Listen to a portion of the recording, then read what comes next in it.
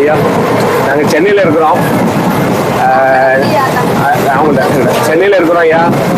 ஆமாம், அற்புத விசுவாச ஊழியங்கள்லேருந்து நாங்கள் இன்னைக்கு ட்ரெயினில் திருத்தங்கள்லேருந்து தென்காசி ட்ராவல் பண்ணிட்டு இருக்கிறோம். நீங்கள் விசேஷித்தவர்கள். இந்த ட்ரெயினில் கடவுள் உங்களை ஒரு விசேஷித்த ஒரு மகளா, ஒரு விசேஷித்த ஒரு சகோதரியாய் கர்த்தர் உங்களை ஆசீர்வதிக்க விரும்புகிறாருமா. அம்மா படிக்க தெரியுமா உங்களுக்கு? படிக்க தெரியுமாம்மா? சரி, இது சாதாரண பேப்பராக நினைக்காதீங்க. இங்கே பாருங்க, இதுக்குள்ள வார்த்தை இருக்கு. இது சாதாரண பேப்பர் கிடையாது. இதுக்குள்ள வார்த்தை ஜீவன் இருக்கு.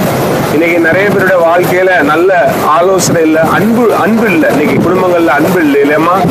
உண்மையான அன்பு இல்லை இன்னைக்கு குடும்பங்கள்ல. நம்மளை நேசிப்பதற்குன்னு இன்னைக்கு உறவுகள் இல்லை இல்லையாம்மா? அதாவது நினைக்க மாட்டேங்கிறாங்கல்ல. இப்ப அன்பு இருக்கா குடும்பங்கள்ல? அன்பு இருக்குதாமா? அன்பு இல்ல. சரி, உங்க துக்கம் சந்தோஷமாய் மாறுமா? சரிங்களா?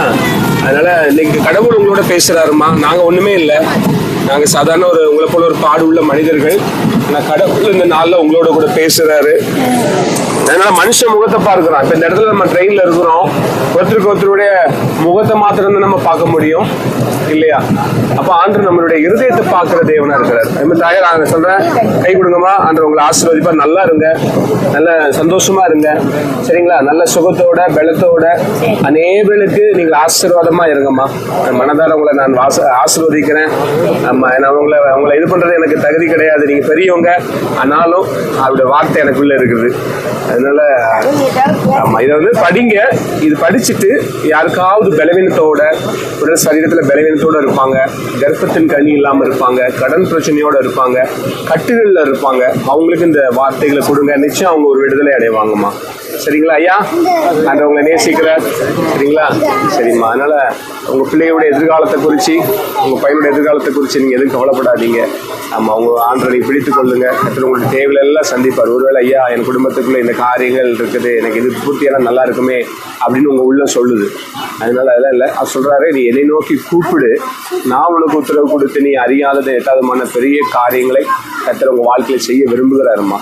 நீங்க யாருமே எனக்கு உதவி செய்ய எனக்கு யாருமே இல்லையே, என்னை நேசிப்பதற்கு யாருமே இல்லையே நீங்க சொல்லாதீங்க.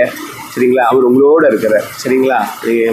நான் சொல்றேன், ஒரு ஊழியக்காரனா நீங்க இப்பதான் வாழ்ந்துட்டு இருக்கிறீங்க. என்னை நேசிப்பதற்கும் எனக்கு உதவி செய்வதற்கும் யாருமே இல்லை நீங்க நினைக்கிறீங்க. ஆண்டவரை நீங்க பிடித்துக் கொள்ளுங்க. கர்த்தர் உங்க கொம்பை உயர்த்துவா.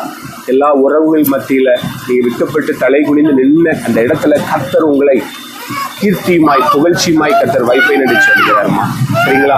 சரி, இந்த வார்த்தை நான் உங்களுக்கு பேசுறது உங்களுக்கு ரொம்ப சந்தோஷமா இருக்கா? சொல்லுங்க, ஒரு வார்த்தை சொல்லுங்க. பார்த்து சொல்லுங்க.